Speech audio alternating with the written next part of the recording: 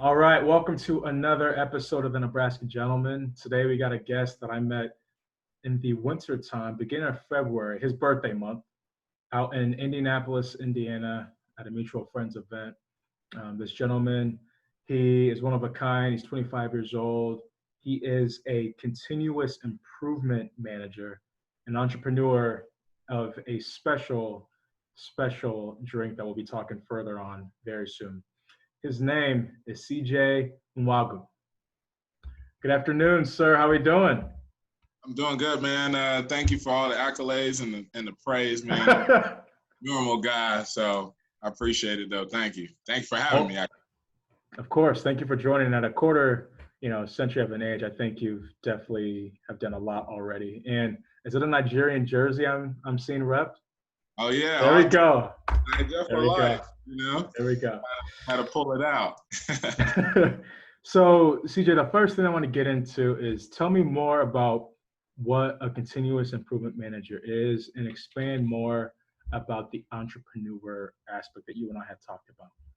Absolutely. So, I mean, when you're talking about continuous improvement, it's just as straightforward as the title is. It's all about continuous improvement, the ongoing need to improve. And that's something that, I pride myself on in everything that I do in life is how am I improving? As far as my title specifically, within where I work at, ConAgra Brands, I work as a continuous improvement manager, of course, leading our training and skills development department. So we are responsible for all sorts of training and skills development with our operators, our production operators, as well as our plant personnel, our plant employees as well, too, our leadership employees, making sure that everybody is leveling up year to year. So that's pretty much what. All right. Can you expand more on the skills part? So what are certain skills that you guys train the employees on? So important skills are all on manufacturing topics, manufacturing skills, looking at root cause analysis when we have problems, troubleshooting opportunities, emphasizing the need for teamwork, developing systems, developing programs that can help drive our operators and our plants team's ability to continuously make good products. So I'm not going to let you get away with not talking about that amazing drink that I had when we first met. So please take this time to share with everyone else what it is and any obstacles you've had to battle along the way. Absolutely. So Jetpack Juice is the drink that you've been highlighting. It is a mixed beverage based on cognac, very fruity. I'm a huge fan of cognac, and I've always wondered, pretty much why is it that when I go out, I can't have, a packaged or a bottled, cognac beverage that tastes good. I love having, a Hennessy on the rocks or a nice glass of Remy. But at the same time, if I don't want to drink, a shot or take a shot or, have a strong drink in my hand, what's that alternative that matches up with all the other brands that you see out there? White Claw is becoming a big deal. And you've got a whole sorts of different types of brands that are coming out that, us millennials love. So it just got me thinking, this was 3 years ago, what can I do to be able to take what I love to drink and package it and put it together in a way that everybody can love to drink it as well, too. And that's where Jetpack Juice is born. And currently right now in the phase of trying to have an official launch within the state of Indiana and within a number of other states next year, either April or July 2021. And just going through that, that initial startup process and trying to reach out to investors and trying to build my team, get the right people involved because, starting a business, although you can do it by yourself, is way more fun and where you can accomplish a lot more when you're working with people. So throughout my journey so far, I've been trying to, reach out and spread the word, spread the brand, get people to try, get people to taste it, get feedback, get reviews. That way it can help position my company in the eyes of investors to say, hey, look, this is a great product. People love it. There's a market for it. And next year, if I have your support, we can be able to do something incredible starting next year. What's that process like, trying to talk people into really investing and donating in this product, to believe in it? It's interesting. You hear about all of the Fortune 500 millionaires and billionaires that talk about they reached out to X amount of people and only so many people showed up and only so many people were interested and only so many people invested in it. And that's somewhat what I'm going through, where I'm building my business plan and I'm networking with those groups, with those circles. So I haven't had any like pushback or negative support or, hey, this is not going to work. It's more so about kind of getting the foundation ready and being able to approach them saying, hey, look, I am serious about this. This is not just a fun, thing on the side. This is like real deal Holyfield. When I look at a lot of startups that have been widely successful, like a White Claw or other brands like Cutwater Spirits, that a lot of these CEOs and entrepreneurs of those brands and those companies, they are all bartenders. They started as a bartender, or they already owning their own brewery. So, it's easier for them to get into it because they've already been doing their thing. Whereas for me, it's like, you're not even in this market. Like, what are you doing? Like, come on. But so that's part of my challenge, is being able to present myself to say that, one, although I don't have the experience, but two, I have the tenacity and I have the, the strategic game plan to be able to be successful.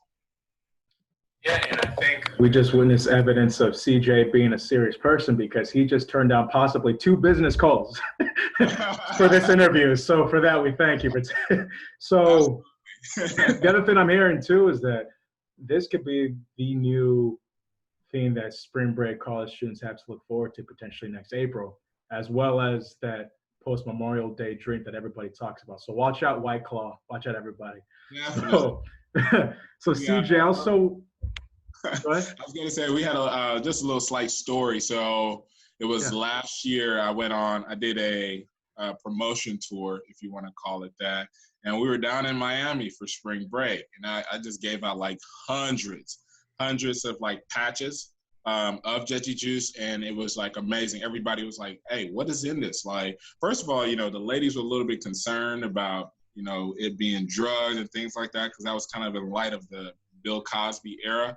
But after they tried it, it was like, look, do you have any more? Like, where can I get more at? Like, and and I gave it for free. So I ran out of everything the first day we were on the beach. Like, I was completely out. I had to run to the store and make more. So it's funny you mentioned that as far as spring break, because I'm excited. I think it's going to be a hit. And I appreciate you mentioning that too, because when these brands, these drinks and these new items are, popularized, we don't really necessarily see the hard work and the background stuff that, helped it become what it is. So I appreciate you giving us a sneak peek at the hard work that you're doing right now. Thank you. So we mentioned earlier too, and it shows with your jersey, you're also Nigerian. So there's my brother right there. I want to know from your experience, you both had different experiences growing up. I'd like to know more about that, and if there were any experiences for you that you felt you battled because you were Nigerian. Yeah, so I'm Nigerian. Both of my parents were born and raised in Nigeria, the eastern part, Igbo. However, my siblings and I, what's happening? My siblings and I, we were born in the U.S. And interestingly, unlike a lot of American-born Nigerians, that grow up here, we also grew up there for a significant amount of time, where I got a chance to, meet my grandparents, live with my grandparents, live with my cousins, and have a true experience that would somewhat make me a Nigerian-born Nigerian. So as far as kind of growing up, a lot of challenges that I was dealing with was not really fitting in. Like, you've got this guy that he was born here, he's American, he sounds like us, he looks black, but your name is funny. So, you know, when we were in middle school and elementary school, I just was that African kid. And all the schools that I went to were all black. So I'm just the African kid. My siblings and I were just African kids. And of course, you know, we were smart, quote unquote. And, oh, y'all just the African kids that are always smart, getting the good grades. And so I felt like an outsider when it came to that.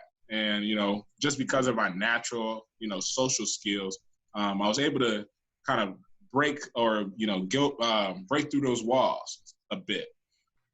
But, you know, since we were moving back and forth so frequently, I would find myself just before I can, you know, get some friends and get really accustomed, we're on a plane heading to Nigeria. So I'm back in Nigeria where, What age? You know, huh? What age were you? Oh my goodness. I mean, we did this about every 2-3 years. So started since I was a baby. From what I can remember, like my sister, she was 10 months old when she went back to Nigeria.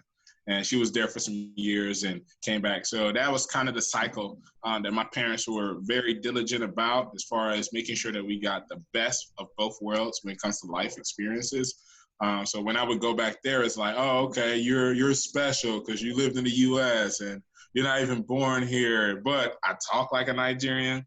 I look like a Nigerian. I act like one. So it's like, dang, like, where do I fit in at? Like, even to this day, too, now where it's like, I'm very like I'm a local Nigerian. I'm not just you have a you have a Nigerian name. Like I grew up, like I lived there. So even a lot of the circles that I'm in, a lot of the Nigerians that I know, they didn't really grow up there, so they could relate, but not as closely as I had been able to.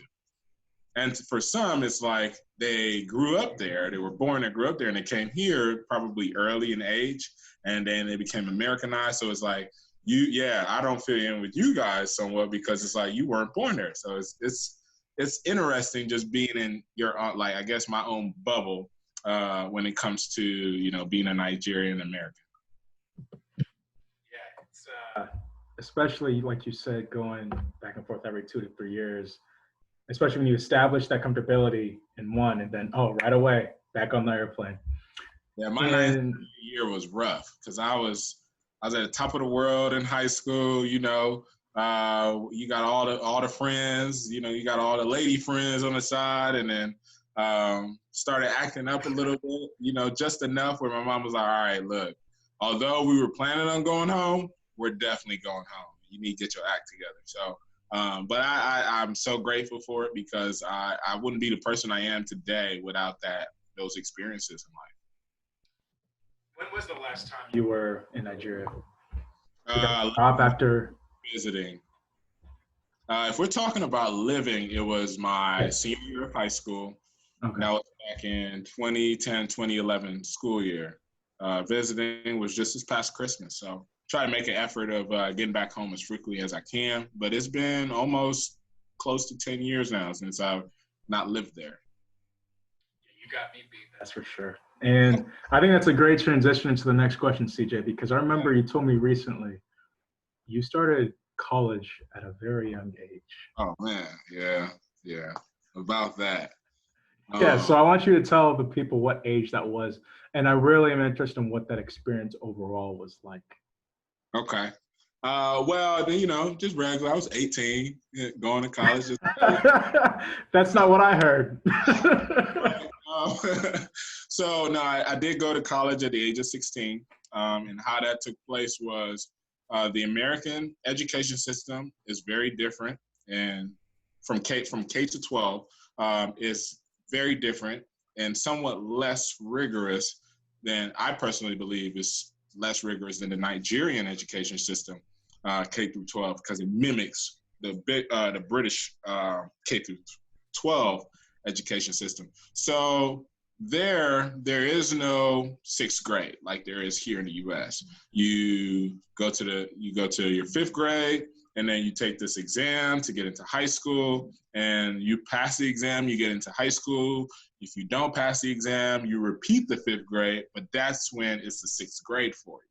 So you're not really losing when you don't pass the exam. You just basically get an extra year to get your act together and pass it. So, yep, pretty much. So it's like 1 year of kind of GED. So, so as we were moving back and forth, though, it just aligned within that period when I finished 5th grade in Nigeria. When I came to the U.S., it was straight to the 7th. So that was 1 grade that I skipped. So that would have put me at being a 17-year-old college freshman versus an 18-year-old college freshman. So, you know, still moving back and forth, came to my 9th grade year when we went back to Nigeria. My sister ended up skipping 2 grades because she had to do 6th grade while we were here. So she skipped, and it was based on how the high school we went to in Nigeria was set up, where she had to go straight into like another level, and it would end up having both of us in the same class. And I just told my mom, like, my mom came and asked me, hey, do you want to, you know, go to the 10th grade or try the 11th grade? If you're in the 10th grade, you're going to be in the same grade with your sister. And I'm like, absolutely not. And I will be able to stay, you know, I want to have something that represents that I'm older. You know, us Nigerians, we pride ourselves on titles and all that good stuff. So took the exam, bombed it. I mean, epic fail. So I was like, yep, I'm not that smart like people think I am. So I bombed it. My mom and the school principal, we were in the office, and they were like, hey, look, you can either, although you bombed the exam, you can take the chance, take the challenge on, still do the 11th grade, or you do the 10th grade. So I gave it some thought for like 2 seconds, and I'm like, yeah, I'm still going for the 11th grade. So I'm not going to be in the same class with my sister. So, and it was funny because, so that became, the second time that I skipped a class, put me at 16 years. And it was funny because I started at pretty much the bottom of the class as far as ranking, and then finished out top 5. So I was pretty proud of myself. Well, no, sorry, top 7. I was pretty proud of myself. Yeah. CJ, even looking back at that, are you happy? Would you change anything?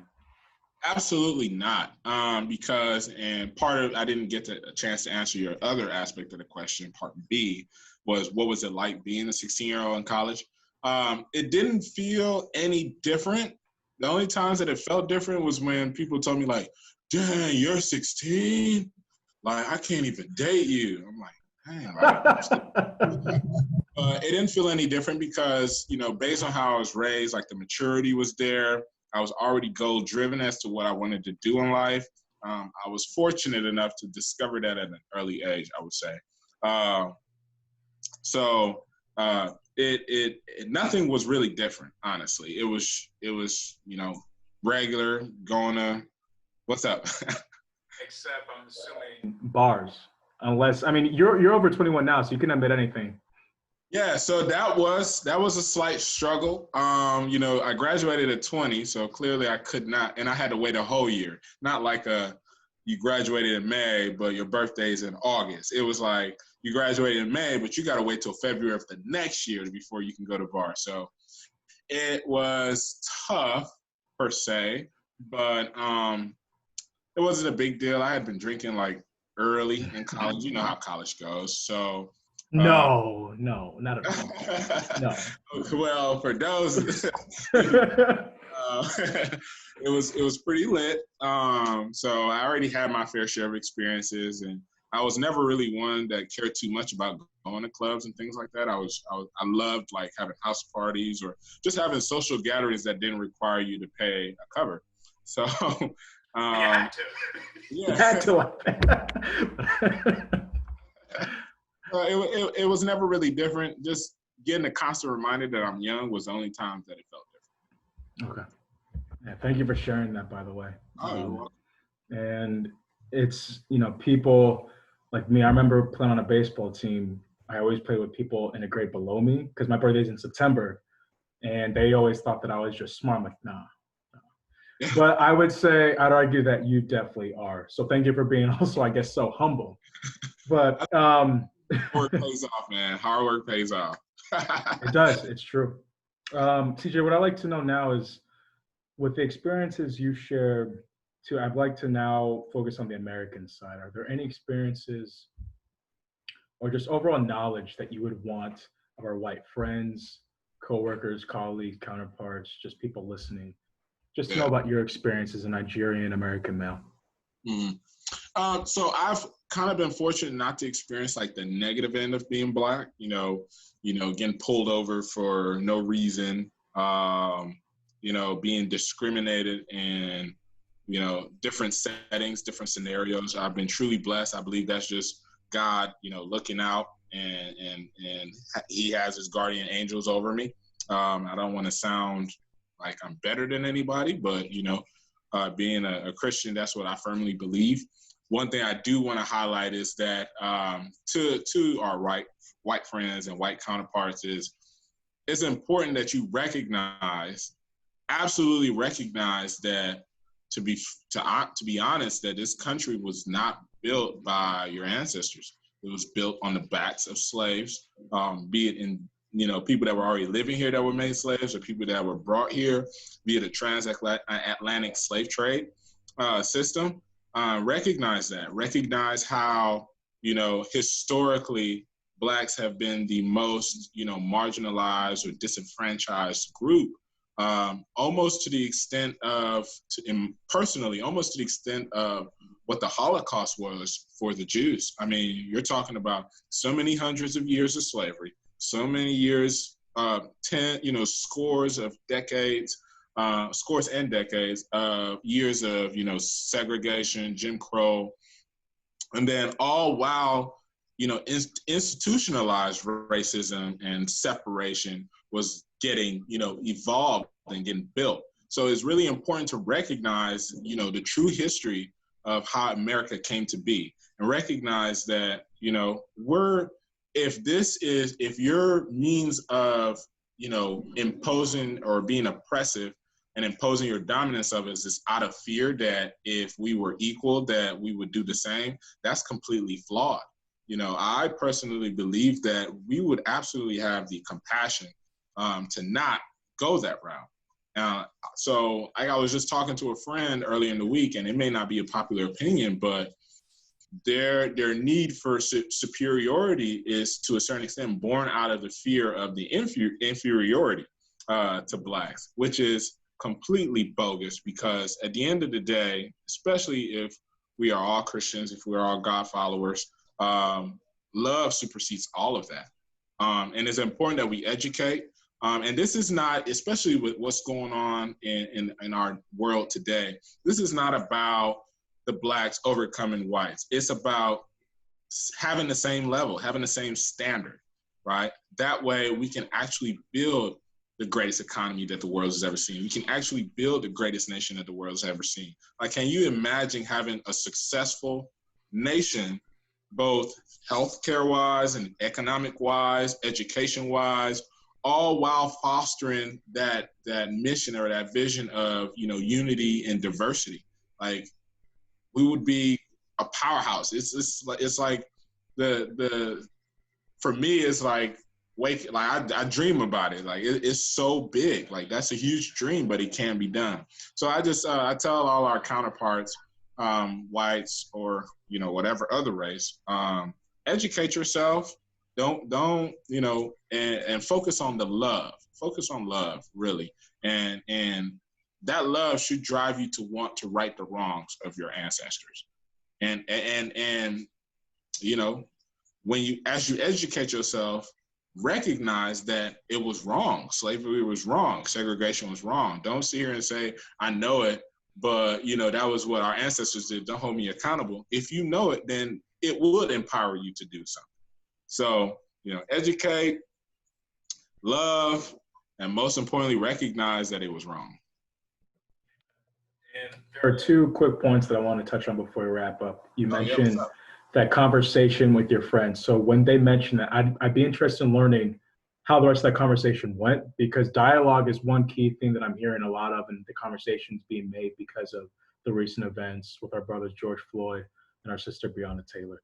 And then the second point to that is I want you to expand too on how just being treated not for my skin tone, but also seeing my character, because you and I before this talked about a look. Yeah.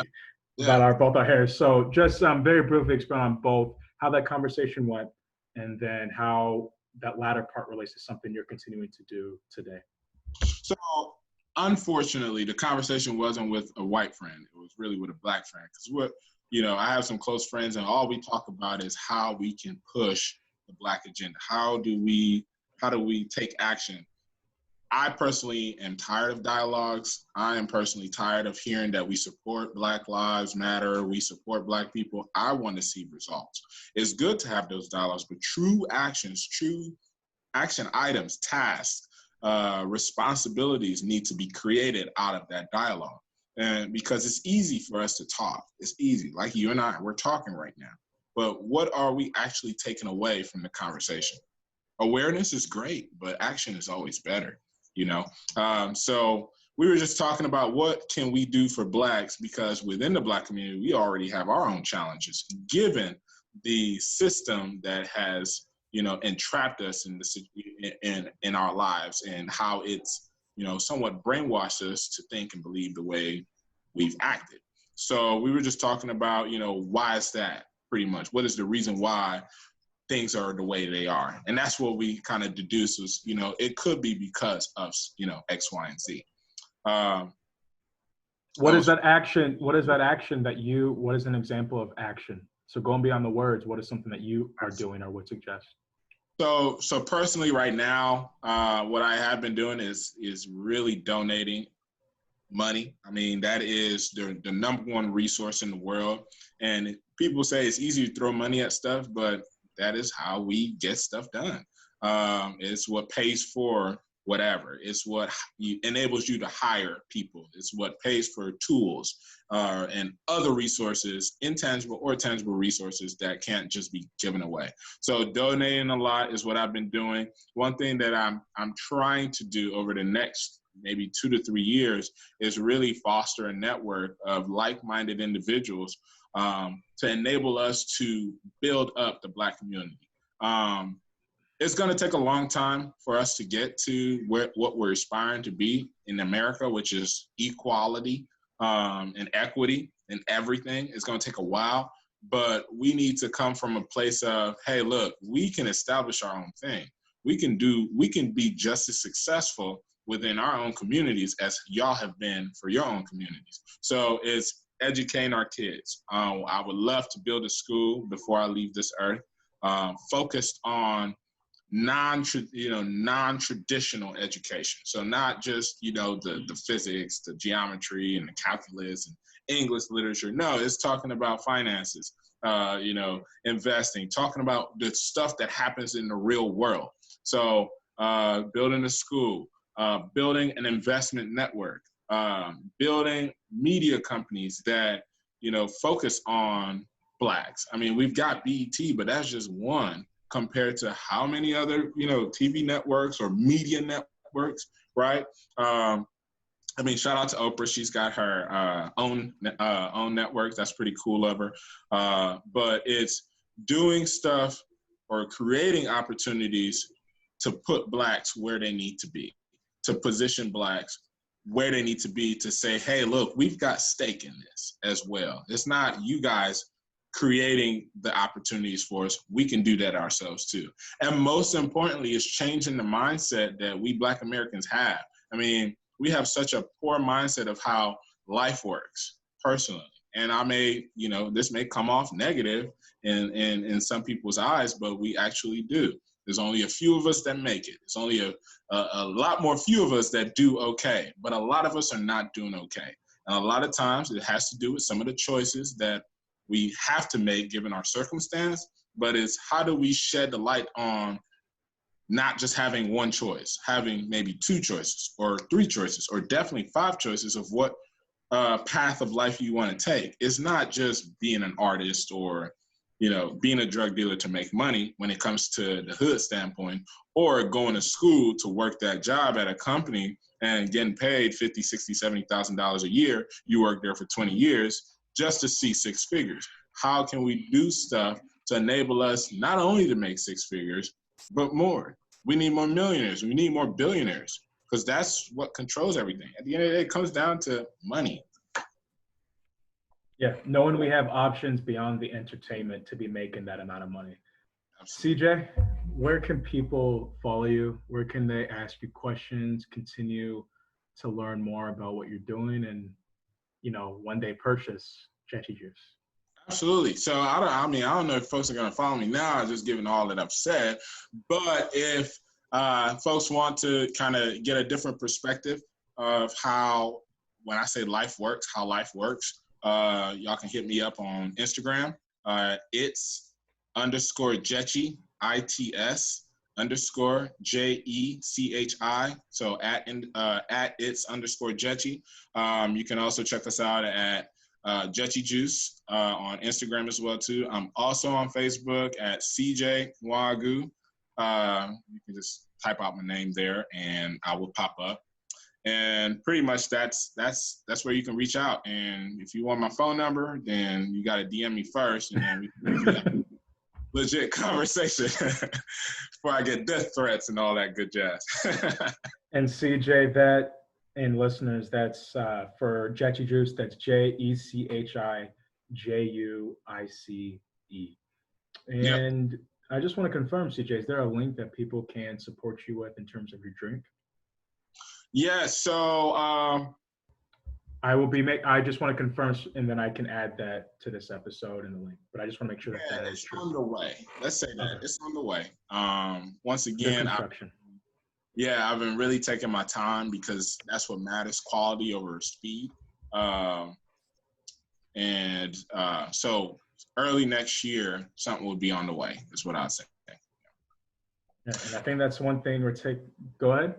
I was going to say one last point that I wanted to kind of get out to all of those that may be tuning in is life here in the U.S. or life in a capitalistic economy is all about providing value. How are you providing value, right? So whatever you're doing, in order to be truly successful at what you're doing, you got to constantly ask yourself, how am I providing value in the work capacity or in the job capacity that I'm in? If you're not able to determine the value that you're bringing, chances are you need to reevaluate what you're doing or even who you work for and how they appreciate what you're doing. And that'll open up a whole nother dialogue. But value is what matters. Value is what makes you money. And I would not be surprised, CJ, if life coach is something down the road that you also dive into. CJ, thank you for your time. I'll see you later for game night. My brother, absolutely. Thank you for joining us. Thank you for teaching us a lot of different ways to look at just our circumstances in life. And we thank you for your time. Thank you. It's been a pleasure being on here, and I'm thrilled to be able to hop on future ones. That's right. Thank you.